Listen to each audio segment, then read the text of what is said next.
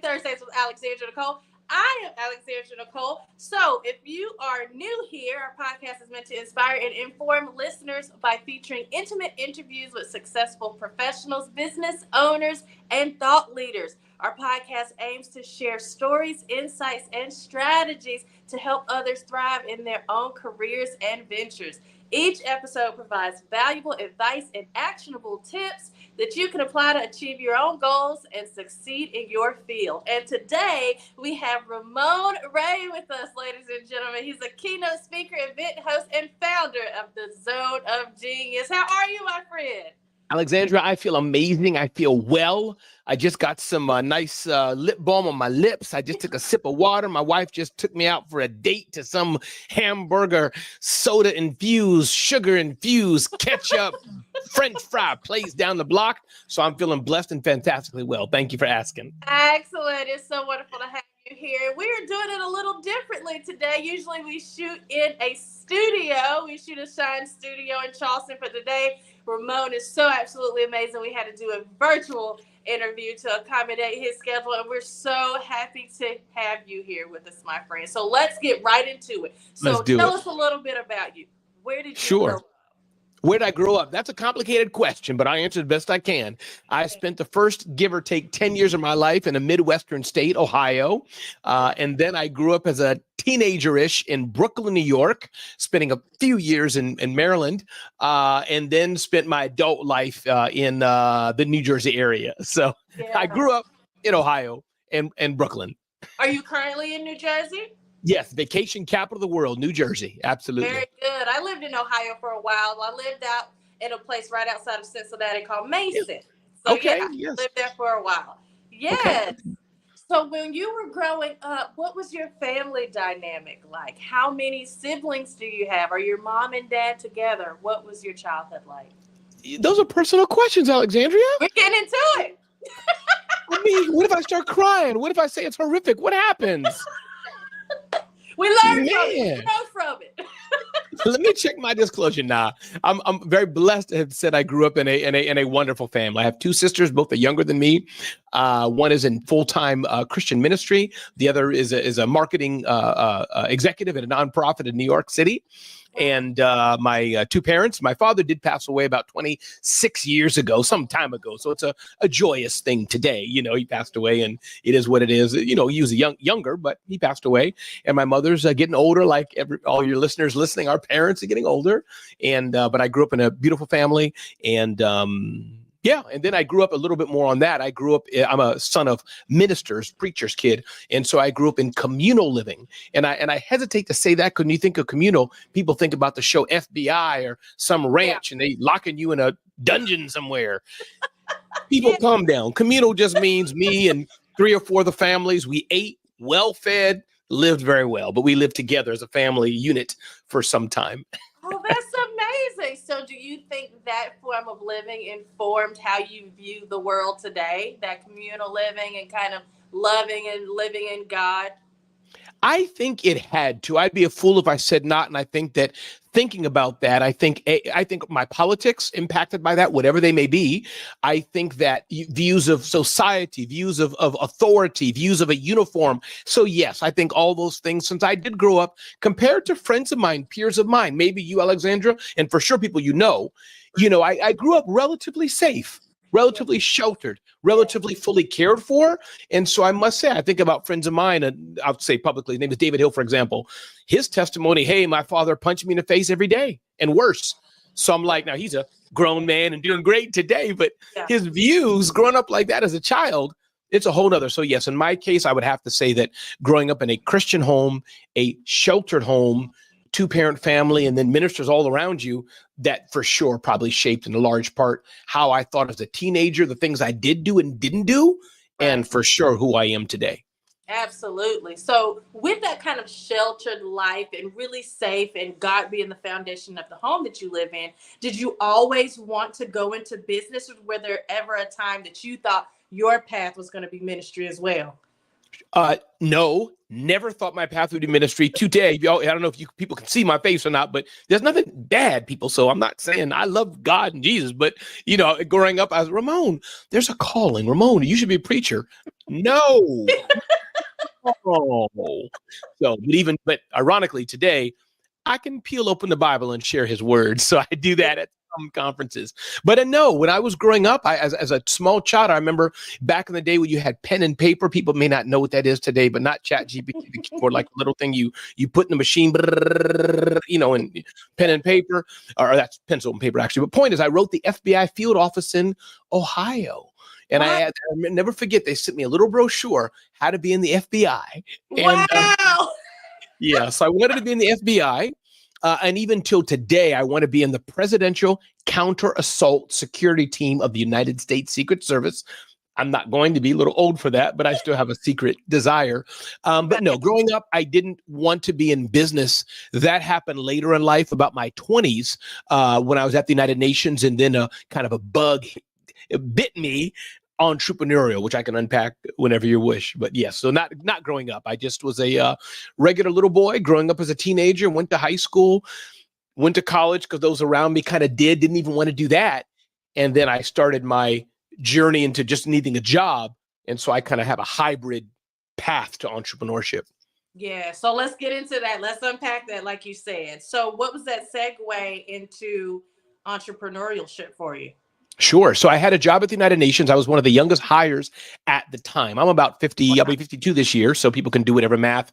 And I got the job. I don't think it was 19, Alexandria, maybe 20-ish, 21. I don't remember, but sometime in that span, I was one of the youngest hires. And I went there, some may know, especially those who live in the New York area, called the United Nations General Assembly. All the heads of state come, people, U.S. Open and UN. If you watch any of your regular TVs, you'll probably see heads of state around the September timeframe on your TVs every year. So I worked there as temp help, as it were, full-time, 8 hours a day, but they hire extra staff to serve during the UN General Assembly. And then I stayed on. Yeah. Wow. I stayed on. Indeed. Wow, indeed. So I was hired there, and how I got that job is a story into itself.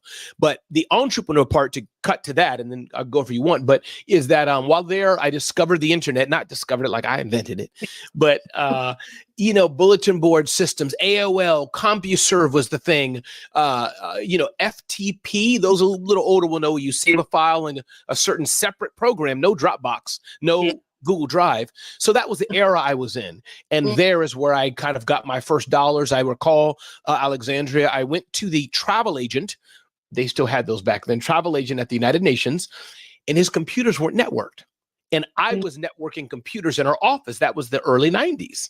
Yeah. And he's like, oh, can I give you $100, $200, whatever to do mine?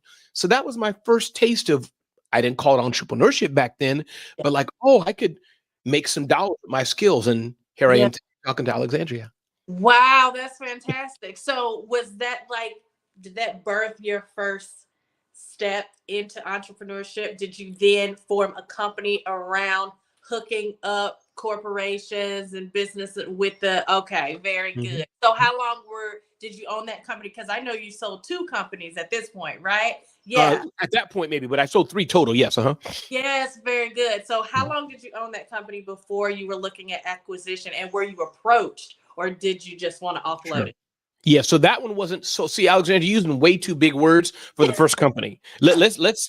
Can we go back to like lemonade stand? I want to reset people's mindset. Like, let's not use words like acquisition and company. Let's think about Johnny's little lemonade stand. Okay. Somebody gave him $1. Is that in your mind, Alexandra?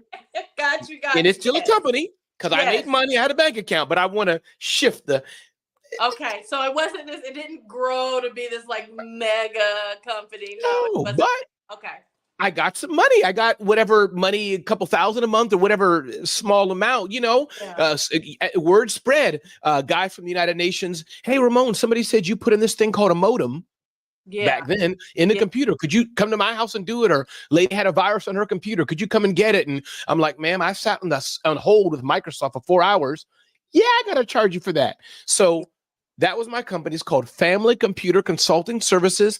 I got some little ugly, self-designed on WordPerfect and like 1990 something business cards. Yeah. But that was my business. I got my DBA, doing business as, opened up a bank account, and there was my company. So that one was dissolved. I just stopped doing it and went to the next thing. Got you. So how long did you own it before you then went into your second business? Don't remember. Couldn't have been more than a couple years. It was early parts of the UN. But again, a side hustle. Just remember, as I'm unpacking, and hopefully others are learning from this. This was my side hustle. I had a full-time job at the UN, so I did this just at night or in the middle of the day, going during lunch break. That was my side hustle. So that was Family Computer Consulting Services. Dissolve that. And then is where there's some overlap, but in April 1999, people can look it up, I bought the domain smallbiztechnology.com.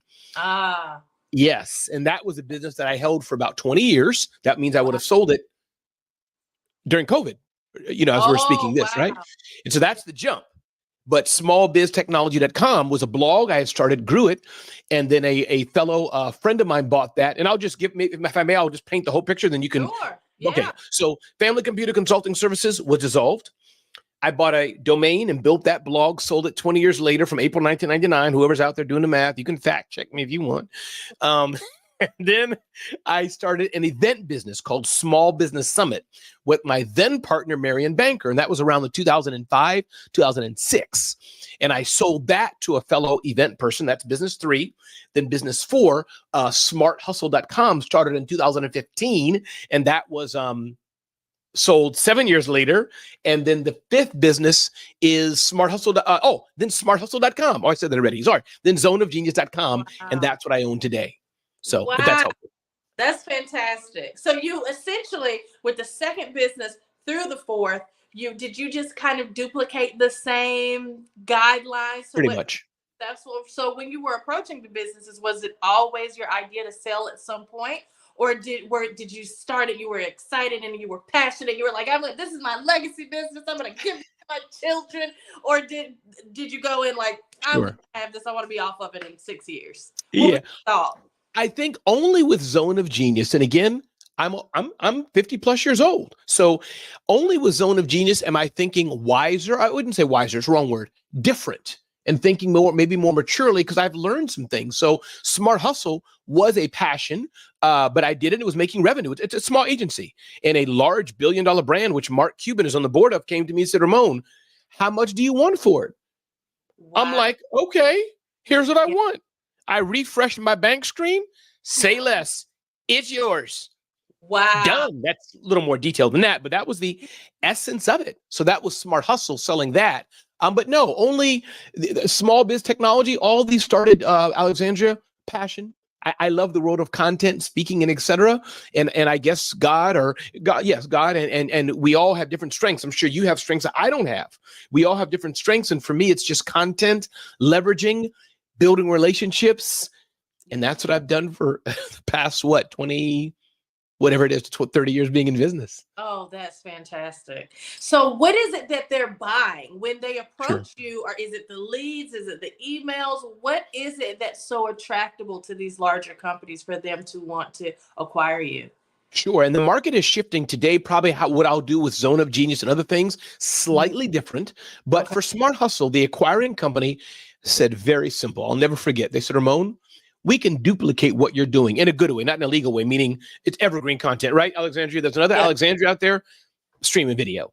In fact, I'm another Alexandria. I stream video at 7 a.m., right? So this is easy. In a good way, I say it. The tools are available to all. So when they said we can duplicate, not illegally, but they said, Ramon, we can just do what you're doing and create content like anybody else can do. Can buy a domain and do it. Right. But you've already done it. You're already targeting small businesses. You have the SEO juice. You have the domain authority. SmartHustle.com is a freaking hot name. So all that, they're like, can we just buy you? So that's what they were buying. In this case, it wasn't about the leads and traffic and all that. For them, domain authority, the thousands of articles, traffic, even though it wasn't millions, just a bit amount, that was a starting stone for them, kind of like Alexandria. And again, for those listening, I know you know this, but you want to get into baking. Maybe there's a small little bake stand, but they have the certificate of occupancy, whatever.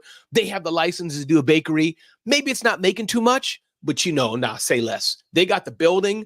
They got the little broken neon sign. I'll take this bad boy up.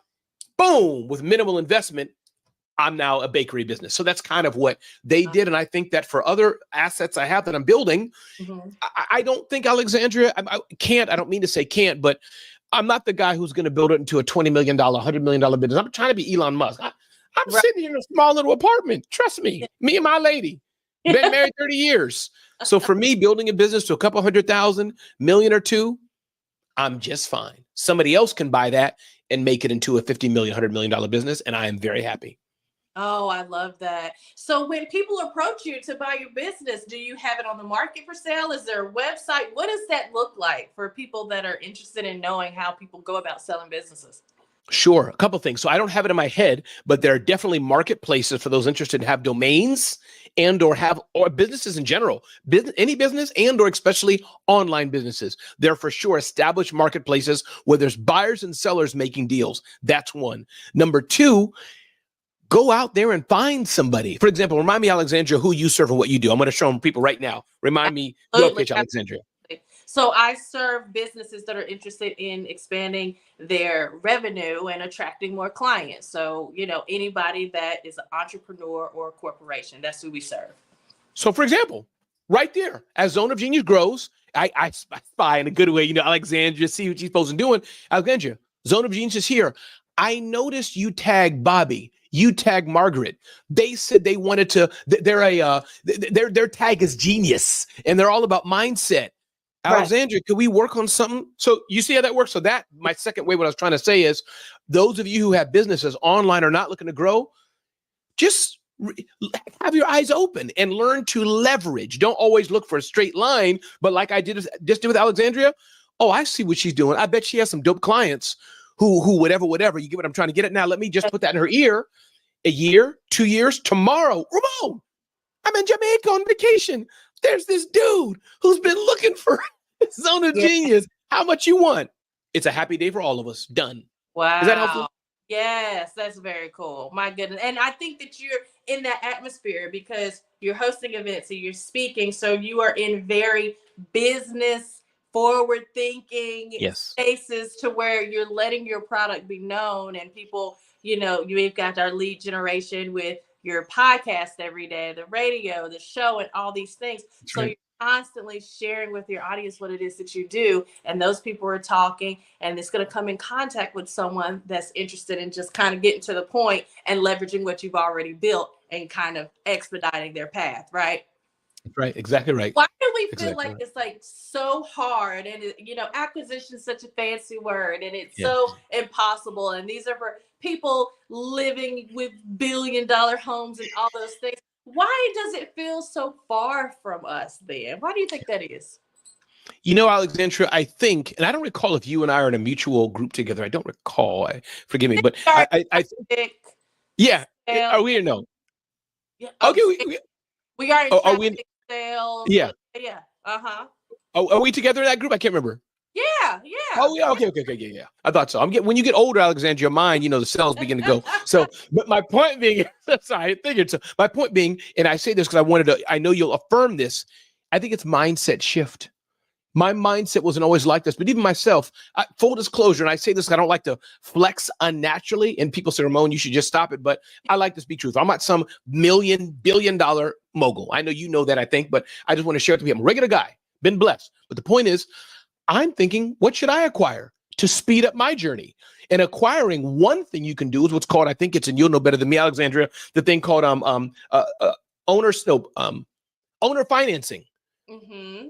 Alexandria has a thriving business, but she wants to exit or not do it for whatever reason. She may say, Ramon, great. Over the time period, I'm already generating revenue. You pay me a bit of that and grow it, and I'll be paid it over time. So meaning there's many ways to do it, but I think to answer your question, Alexandria, I love to know what you think. I think it goes back to mindset. I think people often just, their mindset is not for that. Yeah, and Cody Sanchez talks a lot. Do you know Cody Sanchez? He talks a I lot about do. owner financing and, purchasing a business that someone's really just at the end of their rope. They're ready to retire. They're ready to just be done with it. And then you come in and you offer a deal that you would have a better chance, as opposed to if they're thriving and running and, just wanting to build aggressively. So absolutely, correct. I think it's about really the mindset. It does start with that. It starts with the ability to know that it's not as hard as we make it out to be a lot of the times. It's just about the information. And like you said, that platform where people are, they're looking for opportunities and just making sure that you're there. I talk a lot with my clients about the importance of positioning, and we really focus on what I call social media. I call it digital real estate, because it's important to understand how we're positioned on social media can impact our lives. It impacts our revenue. It impacts our opportunities. So, a lot like me, a few years ago, I would post pictures of just nothing of my kids and just food and vacations. Me and my husband were all with absolutely no story, rhyme, or reason. And then me and my husband, our first venture together was a general contracting business. And that's where I kind of started to develop my marketing skills and realized that marketing is none other than having a conversation with your consumer and attracting them to you and using the right language to do that, right? It's just a conversation, really. And I started to see, wow, social media is incredibly powerful. It's so important to be present and to be teaching and to be adding value. Do you know John Maxwell? Yeah. He's fantastic. I love his teachings. I love that he doesn't have to connect with people based off of a material standpoint in life. You'll never see what kind of car he drives. You'll never see his house, but he's adding value to your life, making you a better person. And I said, I love that so much. And if I could mirror that with my life, where I'm adding value to people and helping them learn from the mistakes that I've made in my journey with entrepreneurship, I would be absolutely heavenly by the time my time was done with here. And I think that's why I connected so much with you, because you are so intentionally adding value to people's lives every day at Thank 7. you. Thank you. Thank you. I'm trying. Yeah. It's a wonderful show. How long? So you said you're 50 episodes in now? Oh, no, almost 100, 160 almost. 160. So, and that is paired with Zone of Genius, right? That's a part of that product. So what was that like before you started to think about ways to expand the offers that you have with zoneofgenius.com, and you thought, well, I'm going to add another layer. Let's do like some talking head format where we're teaching each day. What was that? Yeah. That's a great question. I've always wanted Alexandria a TV show of some sort. I still say, actually, let me rephrase this. People say I'm the Kevin Hart or Steve Harvey of small business. A lady did tell me that a few weeks ago, so now I can rephrase. I was going to say, somebody actually. People say I can own it now. But the point is that this is what I want to do. And I've been doing content for a while. I just shared my story, for years and years and years, I've been doing content. But Alexandra, I said, if I want a TV show and do the kind of things I want to do, I got to do what I want to do. Yeah. And so hence the rundown with Ramon. As you see, it's a 30-minute show. Yeah. It's not scripted, but there's slides. It's kind of like Good Morning America would do, a little much smaller, of course, but it's a show. It's live at 7 a.m. And so I said, if I want to be this, I have to be this. That's where it came from. And so my vision was to do a show like that. It's as you know, you're a viewer. It's 10 or so tips from, hey, United Airlines lowered its fees. That's good news. To what kind of coffee do you drink? But we slant towards business and or personal development. That's what the show is, and it's growing. It's gaining traction.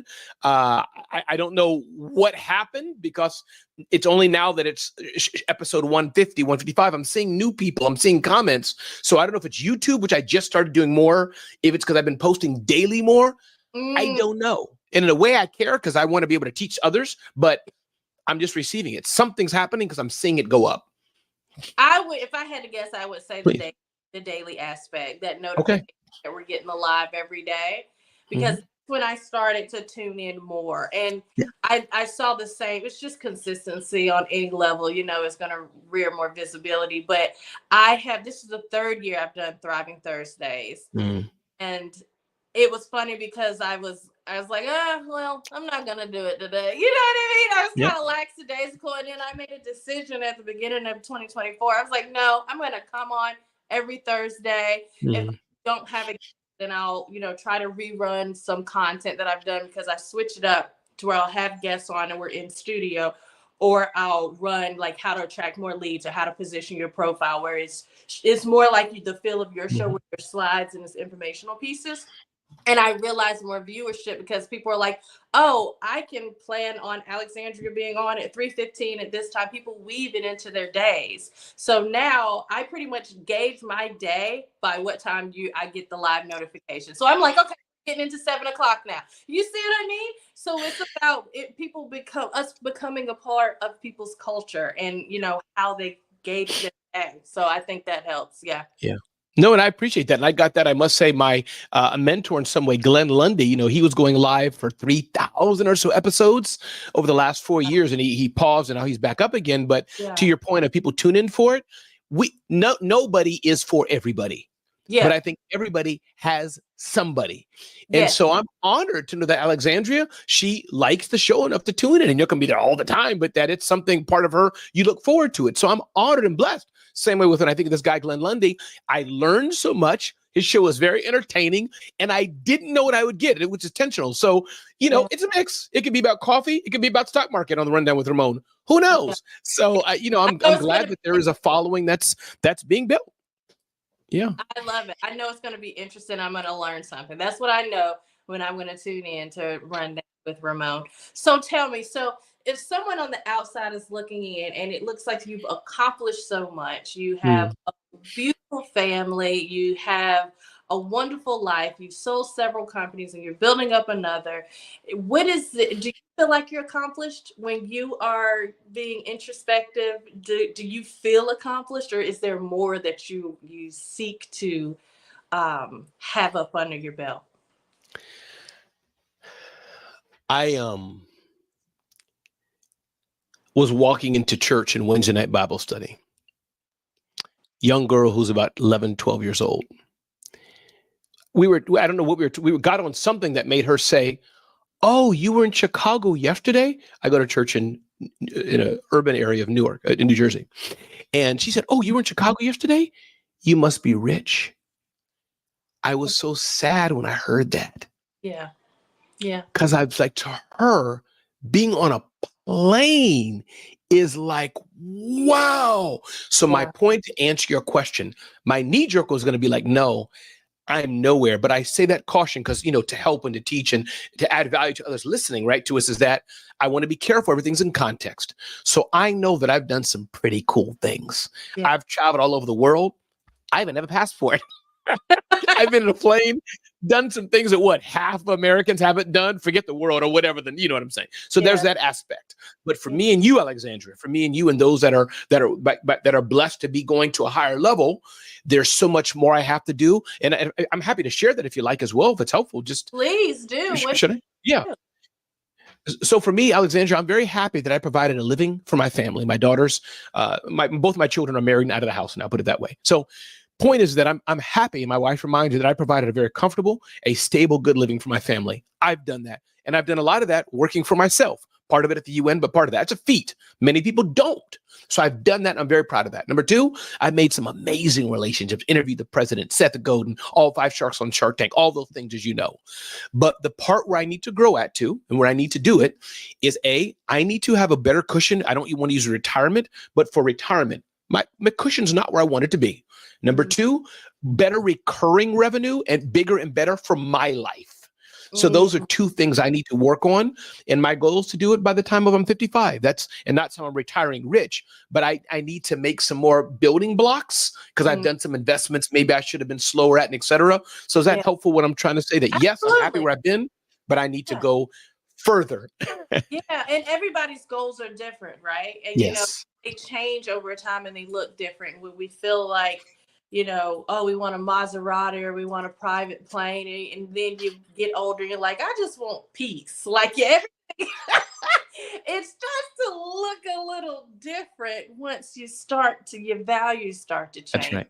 You appreciate change. So that is absolutely fantastic. My goodness. So let's end here. What piece of advice would you give to our listeners?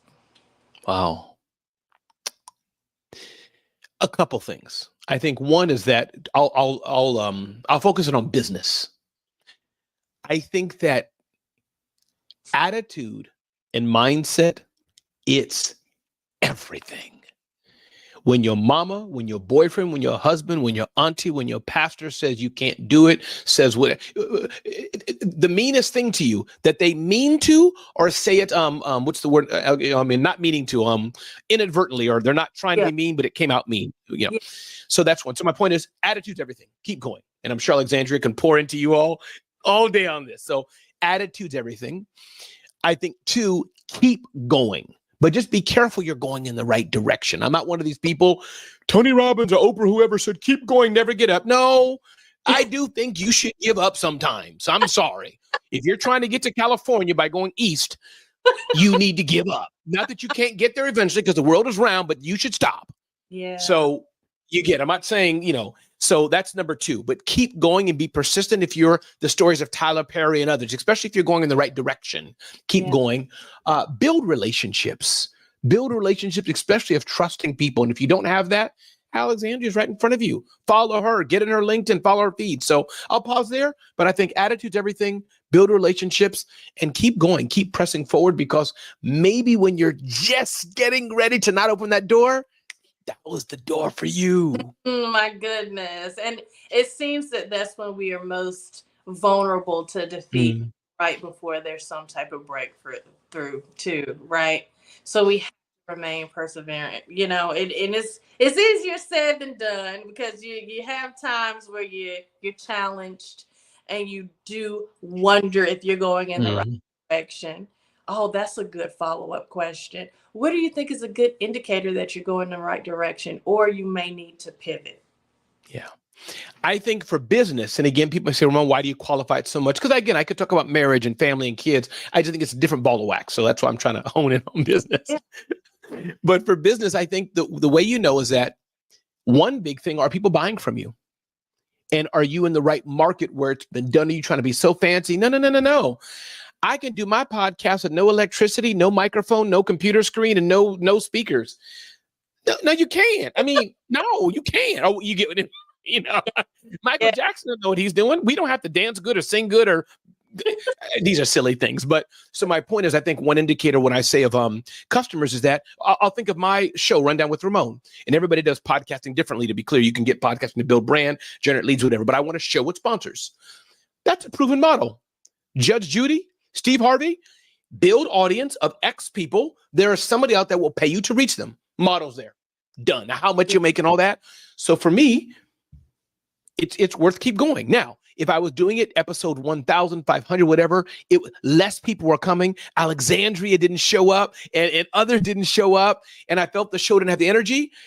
I may pivot a few times and keep doing it, but eventually I'd stop. So if that's helpful, because I do know people, I'm guessing, Alexandria, people or have family or friends that you're telling them, listen, I know you're trying to beat Burt Bees at the next lip balm, but they got an IP lock on yellow. Maybe you shouldn't. No, Alexandria, you know what you're talking about?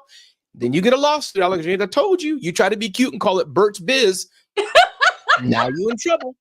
You get what I'm trying to say, Alexandria. So that's good. That's a good indicator. Oh my goodness. This has been absolutely fantastic. Thank you so much for carving out time for our show and being here and adding value. This is absolutely amazing. Guys, if you are not familiar with Ramon Ray, you have to tune into the Rundown with Ramon. It's on every morning at 7 a.m. Is that Eastern Standard Time? Eastern Standard Time.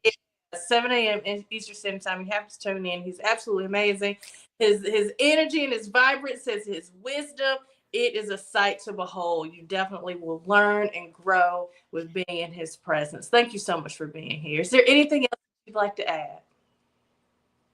Thank you for having me and being a ray of sunshine to so many business owners. Thank you, Alexandria Nicole. Thank you. So we close out. Go ahead and run our prayer discussion. Oh, it's already up. Listen, he's on top of it. So we are a podcast that prays. So if you do not pray, we love you. You can go ahead and hop off. But as for our podcast, we pray. Ramon, would you like to close out prayer, or would you like me to? I'd be honored to. Thank you so much. Lord, you're so amazing. We thank you for this day and give you glory. Thank you for this podcast. Thank you for those listening, those watching, those seeing. Thank you for blessing Alexandria, her clients, her family, all who she pours into. Thank you for providing for those who don't have and make us a light in a dark world. In your name we pray. Amen. Amen. Amen. Thank you so much. And everybody, thank you so much for watching. We'll see you right here next Thursday with Thriving Thursdays with Alexandria.